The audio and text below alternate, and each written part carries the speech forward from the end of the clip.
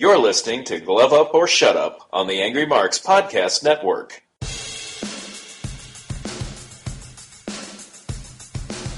You're listening to Glove Up or Shut Up on AngryMarks.com with Peter H. and Stevie J. Find them on Twitter at HardcoreCDN and at AngryMarks. And now, for all news, reviews, and interviews in mixed martial arts, it's time for Glove Up or Shut Up from AngryMarks.com. And welcome everybody to another episode of Glove Up or Shut Up right here on AngryMarks.com.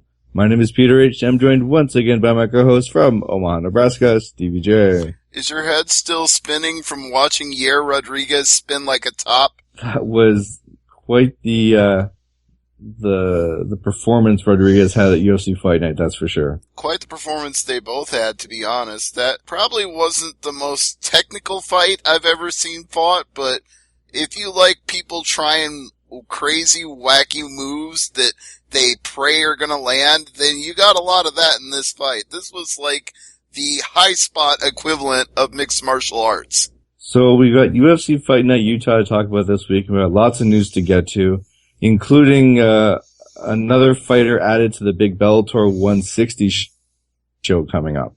That's right. A little bit later. But let's start with the main event right off the top. Yair Rodriguez and Alex Bruce Leroy Caceres. Were you shocked that one of the judges actually scored it for Caceres? When I heard that, Caceres won one of the scorecards 48-47, No, 49-46. Or 49-46, sorry. Yeah, it was even more egregious. 48-47, you could almost see. I had a 48-47 for Rodriguez, so when I heard 49-46 for Caceres, I'm like, somebody's screwing my recording here? Is something not right here? Like, are they watching a different fight, or is someone someone substitute the audio? And then it was like, okay, I want to see that judge's scorecard. I want to see, which rounds did he give that differ from everybody else's? Well, I can tell you on my own personal scorecard, first 2 rounds for Rodriguez, 3rd round for Caceres, 4th round, toss-up, 5th round, Rodriguez. Yeah, I had a tie going into the 5th, so... So yeah, you could score R3 and R4 for Caceres. I wouldn't have a problem with that. But, can you imagine if Caceres would have won this fight? Well, one judge thought he did. I mean, I will go so far as to say this. In the first 2 rounds, it looked like he was just going to get blown out of the water. Then I think Yair Rodriguez just tried so many spinning kicks and so many spinning strikes that he kind of wore himself out a little bit. He didn't totally gas out, but he slowed down. And once he slowed down in that 3rd round, Caceres started popping him.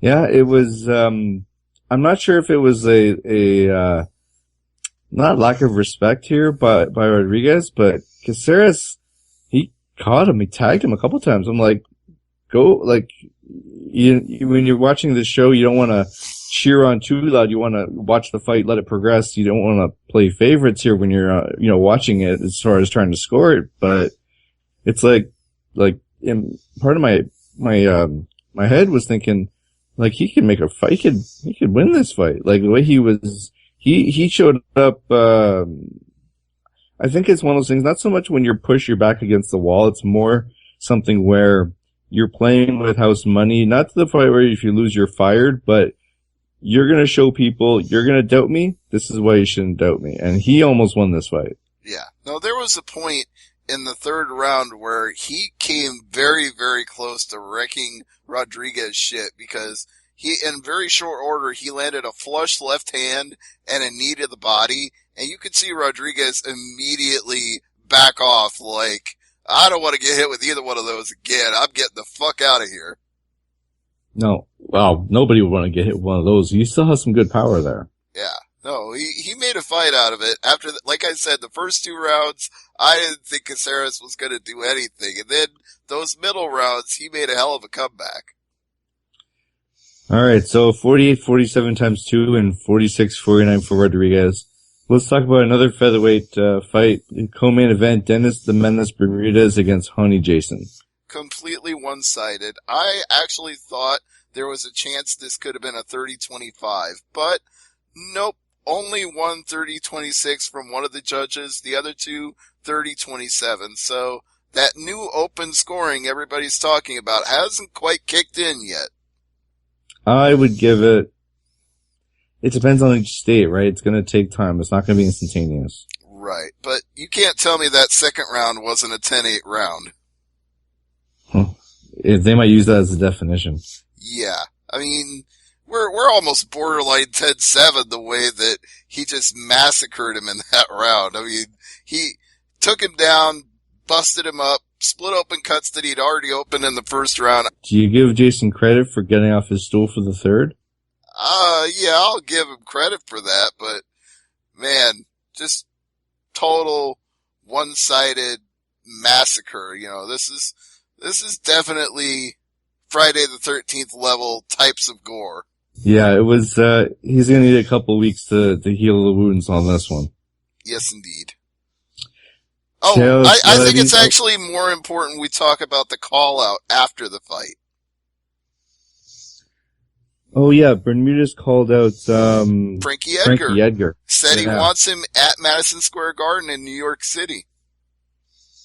And that was short and sweet, in and out when he did that call out, which is good. Right. He's like, right to the point. I got one thing to say, Frankie Edgar, I want you in New York. Boom. And just walks off. Like, best call out of the whole night. Congratulations, dude. You should have just done it at the end with, like a Chris Cope and be like, I want you in New York City. Woo! And just walk out. Yeah. Do a strut. Yeah. Well, anyway, you wanted to talk about Talis Laitis and Chris Camozzi. I like Camozzi. One of my favorite fighters watching, but that choke, Well, that was like the third or fourth choke that he finally tapped out to. It took a few. It took a few. He's not one to tap out easy. If you're gonna make him tap, you're gonna earn it. It's not like a quick tap out, which we've seen in the past from certain fighters. Right. No, Camozzi is tough as nails. He had a win streak coming into this one. This could have potentially been his biggest win and put him in the rankings in a major way, but Talis Laitis had a methodical, relentless game plan. He fought a very Damian Maia type of fight, by which I mean he's going to take you down. He's going to look to improve position. If you give him any openings, he's going to seize them. And that, he just was relentless. He was just not going to let go of fighting a submission. It took him 2.5 rounds to do it, but once he finally got there in the third round at 258, it was no question about it when he got that arm all the way in underneath the chin. It's almost like a dog with a bone. Once he got locked in, he knew he wasn't going to abandon that plan. Like a pit bull, would you say? One would say, if you will. Yeah, we had a little discussion off the air about too many people being named Pitbull, but you've heard that rant on this show before, so we'll move on to Ponzinibbio versus Zach Cummings. And Cummings got, I'm not going to say whooped, but another case where he needs to, there's something missing there. There's something he's got to retool or something to get back on the winning, because something wasn't right with Zach Cummings in this fight. Now, do you buy the theory that he took a finger to the eye and that's why he couldn't see? Or do you think it was just Ponzinibbio beating the tar out of him? Man, that's a good question. You know, I don't think a finger in the eye would demoralize a fighter to give a less than 100% performance, but he was getting his butt kicked pretty bad at that point. And as far as it goes, as far as I'm concerned, Herb Dean gave them both the exact same warning, so I don't think that Cummings can make the excuse that I was demoralized because I got poked in the eye and they didn't take a point away, because they both got warned about doing it. It was going both ways. If you want to talk about butt kickings, though, talk about Trevor Smith and Joe Giulotti. Yeah, hot sauce. Just poured the hot sauce all over this guy. He looked like a late replacement to a card that really didn't have any business being there. Which So just call him Sriracha. it's just kind of he came in 7-0. We talked about this in the preview. Like, how good is that 7-0? You don't really know until you get into the octagon with the kind of guys that compete in the octagon. And in this one, you found out pretty quickly that 7-0 didn't stack up to UFC level competition. But it's a good learning experience, though. I'm sure it'll help him improve as a fighter, and that one loss will do more for him than all of his 7 wins. But yeah, he didn't have much of a chance here. Trevor Smith just took him apart. I mean, the main card, a lot of the fights on the main card, with the exception of the main event, were one-sided in terms of wrestling and ground game and jiu-jitsu. Like, you saw a lot of domination of guys against their opponents in these main card fights. Well, we can't talk about dominant performance in the opening fight on the main card with Marion Monroe's beating Danielle Taylor. I had Taylor winning this fight. Yeah, at first I didn't want to even score a winner for this. Really? Well, okay, my first problem with this fight. Herb Dean warned both of them to engage at least 10, 15 times, maybe more than that. The second problem I had with it is Danielle Taylor would land one big punch, and then she would just backpedal the whole time, which is why Herb Dean was having to call for engagement.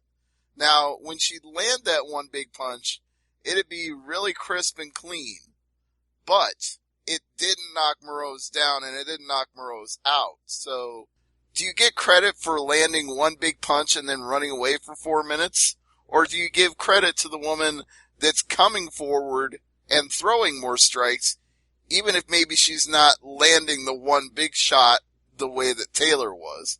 And apparently one judge actually thought those occasional big shots from Taylor did mean more, because she got 129-28 out of the 3 judges here. But from my vantage point, Taylor was just ridiculously outsized. She's 5 foot and 115.5 pounds, and she's fighting a woman that's 5'7" and 115 pounds. So you do the math in your head, and after rehydrating and all of that, I'm guessing Moraz outweighed her by at least 40 pounds, and it looked every bit of it in this fight. So you almost can't blame Taylor for trying to land one big punch and running away, but it just wasn't any fun to watch. This nearly ruined the main card for me. And that was just the first fight on the main card. Yeah. But I don't have a problem with scoring it for Moreau's, but if you score it for Taylor, okay, I can see the argument. Now, when it comes to the prelims, you gotta talk about Court McGee, because he got a great performance there. Well, you have to talk about it because of what he said after he won the fight. Oh, what did he say? I was watching CFL football, so I missed this fight. He said, Conor McGregor, you got nothing on me in Utah. Oh. We'll talk about McGregor later in the show. Right, but everybody's got to mention his name now. That's just a given. It's what you do. So, I mean, he got definitely a hometown advantage against poor Dominic Steele on this one. Well, it almost backfired, though. Almost. In the third round, he probably thought he could just coast, and it didn't work out that way because Steele was throwing some good shots. He, not everything was landing, but I remember some flying knees and some spinning back fists and some exchanges with the hands, and there were points when I thought, Dominic Steele is not getting blown out here. He didn't get completely dominated the way some of the other fights we've already talked about. Yeah. There was every chance that a judge could have scored 2 of those rounds for him because he didn't get completely taken apart. You want to talk exciting finishes? Talk about the 3 fights before this. That's true. I think the best one out of all of those would be at the heavyweight fight, Victor Pesta and Marcin Tybura. Tybura basically did what Gabriel Gonzaga did to Mirko Krokop. The head kick of doom. Exactly. I mean, people were calling it that. They were saying he just got Krokopped and putting up gifs of it. It's weird saying crow cop as a verb. Yeah, but it's been a thing for about 8 years now, so it's not so weird to me anymore. Yeah. And I do want to mention Cub Swanson beating Tatsui Kawajiri in the Fight Pass. Basically, one-sided butt kicking here. Kawajiri, we talked about him being a gatekeeper. Man, I don't know. What do you do with him now? We'll talk about a certain fighter who left UFC, but it wasn't Kawajiri. Right. But you wanted me to talk about the other finishes on the FS1 prelims, right?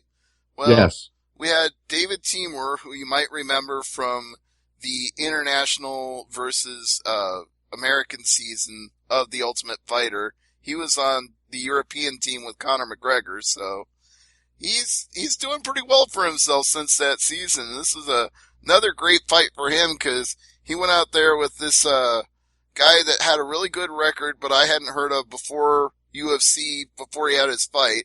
Jason Novelli was 11-1-1. Pretty good statistics, actually. He got a 2.5-inch reach advantage. He had a half-pound weight advantage, the 3-inch height advantage overall. So you would think this would be trouble for Timur going up against a relatively bigger guy. But in that second round, Timur hurt him with a left about a minute and a half into the fight. And Novelli's face was just pouring with blood. And Timur just kept pouring it on until Herb Dean was like, no, this guy's done. And what about Ishihara and Gutierrez? That was another sensational finish. And Ishihara, pardon my language, but I'm going to have to say it the way the man himself says it. Mm-hmm. His nickname should be, I love my bitches. Definite ladies' man of the night. Yes. And that's pretty much what he could do with the fight bonus, because the way he finished this fight, in fact, he actually finished this fight twice, in my opinion. There was a point where he just cracked Gutierrez with a left hand, and you could see him falling down like he wasn't going to defend himself. And Ishihara, especially if you watch the replay of the finish, he turns and looks at this ref of Dave Selstad, however you say his name, and he turns and looks at the ref like, this is over, right? And the ref doesn't do anything. So Ishihara gets down and cracks it with another left when this guy is already on Dream Street, and finally the referee steps in and waves it off. I'm like, man, you could tell Ishihara didn't want to do that to the poor guy. He knew the fight was over. He didn't want to have to hurt him, but the referee wasn't going to stop it. It's like, first one was welcome to Dream Street. Second one, welcome, you're the mayor of Dream Street. Yeah. Well, welcome to you own the block. You are on Dream Central now. Welcome to Dream City. Thanks for buying property. But let's talk about some of the news here coming out of the show. Fight of the night was Rodriguez and Caceres, of course. And performance of the night was Tabura and Ishihara. Like I said, he can spend that money on his bitches. Now, Yair Rodriguez, he didn't go to the post-fight press conference due to going to the hospital. He was worried about breaking his hand or possibly his foot. Both x-rays came back negative, though. Yeah, he'd had some previous hand injuries, so they were playing it cautious, playing it smart there. I understand that. Now, I just wrote this. Stevie, you're going to love the headline I wrote for this, but I'll give you the floor. My headline in my notepad just says, Conor McGregor versus the WWE roster. Well, he had a pre-fight press conference last week because we're approaching UFC 202. It's a couple of weeks away, but they got to build up the hype for McGregor Diaz too. And so they did a conference call with Conor McGregor, and one of the reporters asked him if he thinks he'll make the transition to pro wrestling, given that a pro wrestler like Brock Lesnar has made the transition to fighting. And Conor, in his always looking to be quoted and talked about and generate more publicity for himself style, goes on the record as saying that everybody in WWE is, pardon my French again, a bunch of fucking pussies. The only ones he respects are Triple H and Vince McMahon, Brock Lesnar is a juiced up monkey, and all these other guys are just a bunch of pussies. I think the other quote was, and the other guy, what's his name? It's like, you're not going to fight CM Punk, bro. Just let it go. Right. The thing that has just blown up all over the internet this week is all the wrestlers who decided to get legit mad at him. Except for one. Except for one, who realized this is all a game, and Connor's playing the game to generate more publicity. But a lot of them got legit mad and said things like, you want to talk smack to me? You're not even as big as my leg. Get the hell out of here. Only Chris Jericho treated it like a joke. Yeah. Jericho knows how to play the game because he's been saying things to piss people off and get attention on himself for years. He knows how this works. Absolutely. Now, a lot of people have asked me, do you think we'll see this evolve at WrestleMania? Because we're going to have one big non-wrestler in a big money match at Mania. Why not two? I don't think we're going to see this one. No, I think he's, again, as I said at the beginning of this story, getting attention on himself because he has a fight to sell. And if the wrestling fans don't like what he said and tune in to see if Diaz kicks his ass again, he's just sold more pay-per-views. That's the game he's playing here. He's not trying to get into WrestleMania in Orlando. That's not what he's going for.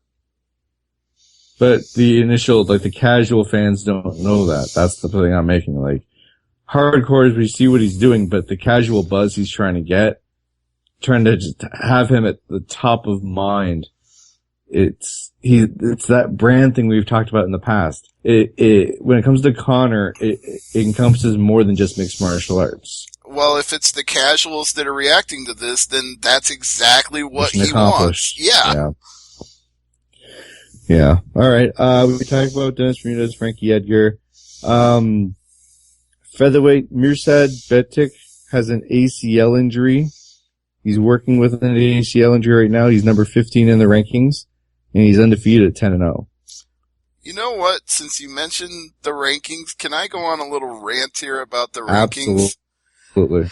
Okay, so I've gotten about 5 emails in the last 2 weeks about this. Now, for those who don't know, who are tuning in to Glove Up or Shut Up for the very first time, both Peter and I do work for Wrestling Observer. We are contributors, writers, feature editors. We cover UFC fights for them. We don't do it all the time or every single show, but we get in our licks here and there. Like, when there's a season of The Ultimate Fighter on, pretty much every week you'll see something from me on Wrestling Observer. So, that's just out of the way right then and there when I tell you that I get to rank fighters on behalf of Wrestling Observer. I'm one of the contributors to that rankings panel. The same one that every UFC fighter bitches about. Oh, we all know how those rankings are made. Well, as I've said before on this show, for those who are longtime listeners, we work very hard on it because there are 15 fighters in every category, including 2 women's divisions and the pound-for-pound rankings. Plus, UFC sends us an advisory before every show, no matter how big nor small. We got an advisory for Fight Night in Salt Lake City, just like we get for every pay-per-view with Connor or Brock or anybody else on it. So, I'm telling you, there's actual work involved, and we care about these rankings, and we work hard on them. But UFC has been making that job harder because they decided in cases where a potential failure is on the docket. Like, right now, Brock Lesnar is one of those potential failures that they haven't officially adjudicated yet, but he's been notified of a failed test, and it has to go to the next step from there. There's 4 different guys that are all in this adjudication process because they failed a test. And UFC sends us multiple emails about it, like, well, you previously had this guy in your rankings, and now he's eligible again, so you really need to rank him. Or, we're going to remove these guys from the rankings because they're not going to be eligible once they are officially suspended. So, we keep having to play these games of re-ranking the fighters every single time. So, finally, it looks like it's all getting settled with this fight card in Salt Lake City. Except I log in, and John Jones, even though they've said he's going to be removed from the rankings, is still listed as the interim champion at light heavyweight. I think that's because of the Nevada State Athletic Commission, though. No. I said I had a rant to go on, so let me go Okay. on this rant. Okay. So, I go back and I read the email again, and it says, John Jones, because of the potential failure, will be removed from the rankings, along with Brock Lesnar and Frank Mir and whoever else it was. There was 4 names, right? So, I'm like, okay, they told us he'd be removed, but here he is in the rankings. And the problem is, with a champion or an interim champion, you can't remove them from the rankings because you can't even rank them. When you're the champion, you're automatically at the top of your weight class. Like, right now, looking at the flyweights, Demetrius Johnson is the champion. You can't rank him because he's already the champion. You know what I'm saying? Champions cannot be moved up or down the rankings. They are the best. Everybody underneath them is being ranked for potentially being in line to fight the champion. So it's like, okay, how are we supposed to do this when you said you're removing John Jones, but he's still in the rankings? So, screw it. He's not in the pound for pound rankings. He's not in any other kind of rankings, except he's still listed as the interim champion. So, I just gotta submit all my other rankings and remove all these other guys they said to remove and be done with it, right? No, we're not done with it, cause they come back with another email the next day, or day and a half later, however long it was, and say, we're reopening the rankings cause we screwed up. We didn't take John Jones out of it. So everybody's got to do their rankings again. Again. And this is the second time in 2 weeks that they've told us we got to rank everybody again. So, happy times. Yeah. I'm just getting a little tired of it. Just, if somebody's failed the test, just take them out right then and there. Don't wait until the fight card or after the fight card. Just the moment they get popped by USADA, just take them out of the rankings right then. Save us all the trouble. All right. Well, we talked about Conor McGregor before.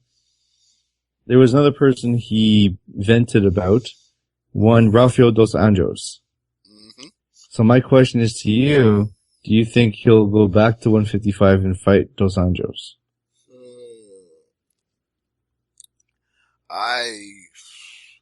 Let's see if he can beat Nate Diaz at 170 in the rematch before he starts calling out people at 155, cause right now he's got a whole lot to prove and he wants to prove it. He asked for this fight. So go out there and make your point, Conor. And if you can make your point and you want to call somebody out at 155, then go for that. And if you really want to prove a point, go back to 145 where you're supposed to be the champion. But until you settle this thing with Diaz, I don't want to hear about any other challenges of anybody. Speaking of 155, that's where Thiago Alves is going. You did say you had something to say about Thiago when we did our pre-show prep, because he's the other pit bull that I'm talking about. All right, so hardcores will know the promotion CES MMA. That's right. They had a very tough week in the news on our show. They lost one of their own, Devin Carrier, 21 years old. He has a fight coming up, and he passed away due to a car accident. Yeah, another one. This has been a rough year for fighters and car accidents. I don't even know what to say about it, but it's too many and too This is short. tragic, though. This is just tragic. Yeah. Now, that's where I thought the bad news for this promotion would go. Then a second fighter got pulled off the card, but for a very different reason than a loss of life. But this is just out of left field. I'm just going to read straight from my notes here. CES fighter Steven Cervantes also has been pulled off the card due to an arrest. He's been charged with criminal sexual penetration and criminal sexual content with a minor. He was supposed to fight Matt Bissett for the vacant featherweight title. The opponent is to be determined. They're searching for one now. That's just gross. It's just so random. I'm like, another person gets pulled off. Okay, what's the why is he not on the card? Arrest. Oh God, what? Oh, like just gets worse. The more you dig, the more you're grossed out. Yeah, I don't even want to. I have nothing to say.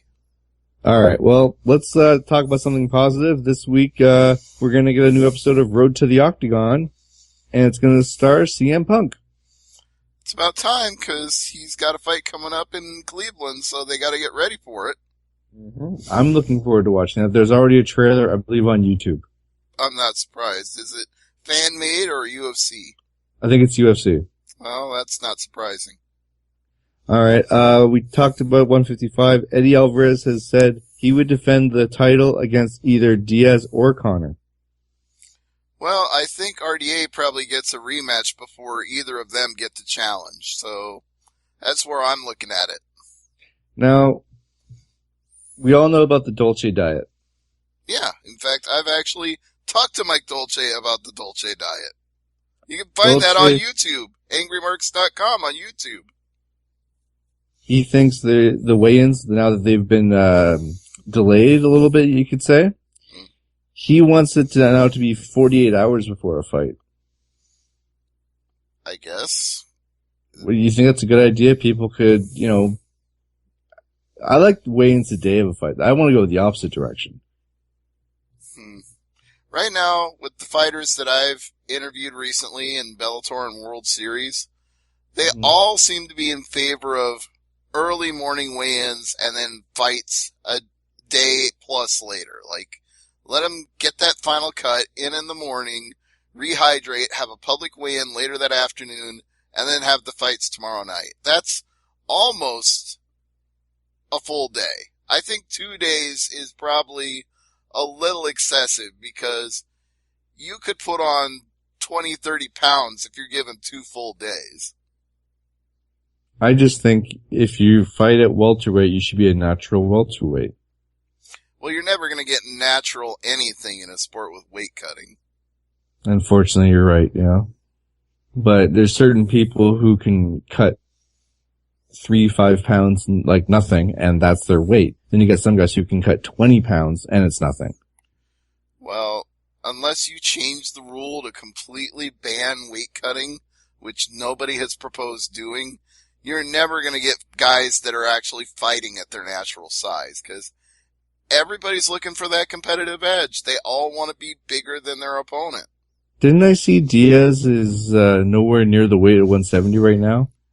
Well, allegedly, he's 200 pounds, but Jesus. That's the story going around. I don't think anybody has actually seen him step on the scale and taken a photograph that can prove this. But if he's 200 with the fight next week, and we'll talk a lot about it next week, but 30 pounds in a week, Stevie, it can be done, but it can't be good for you. A lot of this stuff isn't good for you, Yeah. but it's going to come right back to the thing that fighters have said to me so many times. We're fighters. If we can handle it, we should be allowed to do it. We're grown men. We know what we're doing. Yeah, you're right. Let's talk about some fights that have been rearranged.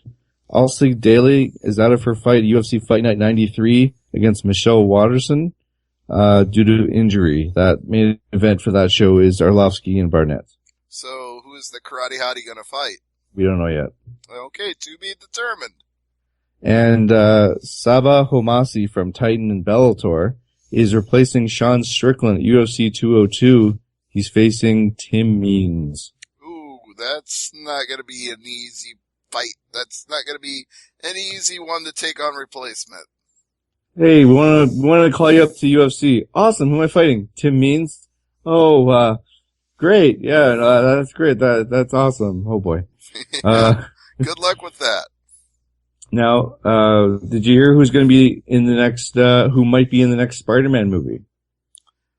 Yeah, I heard it was a fighter, but I can't remember. I don't think it was GSP. Was it Connor? Was it John? No, it was the current welterweight champion. Oh, yeah, T-Wood. That's right. So that's a new champ, new role, I guess. I don't know. I heard it was just like a cameo. Like he came on the set one day in Atlanta and filmed like a brief appearance. I don't think he actually got like a full-fledged on-screen in the whole movie character. It's not like GSP and Winter Soldier or Bisping and Triple X with the return of Xander Cage, whatever his name is. Yeah, you know what? I just saw the trailer for that. Yeah, so did I. 2 weeks ago. Yeah. It was on Star Trek. Yeah, exactly. Let's see. We talked about Homasi. Oh, we didn't talk about Shinzo Machida.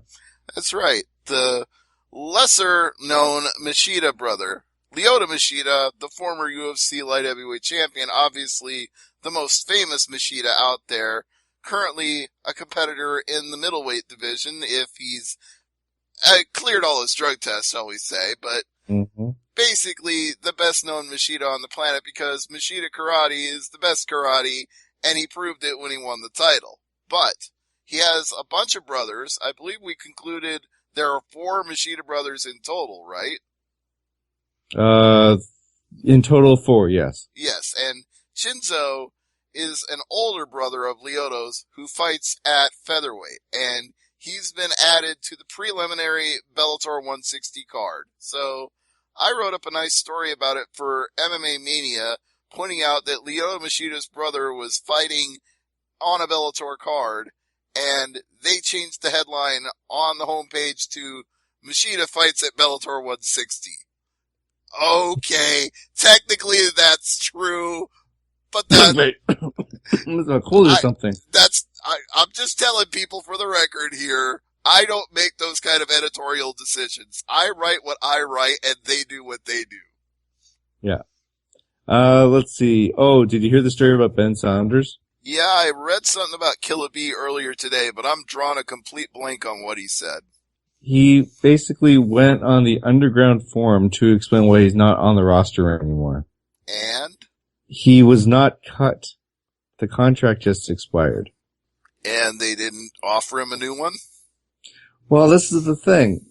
He was going to be an injury replacement for UFC 202, but he had to go through 4 months of drug testing for USADA. And he decided he wanted to opt out? No, he's going to be facing, he's going to be fighting on a regional show in Minnesota against a former UFC fighter, Jacob Volkman. I actually want to see that fight. I don't know why, it sounds like a good fight. Yeah, and I've always liked Jacob Volkman. Honestly got one of the best pops I've ever heard any fighter ever get in Minneapolis.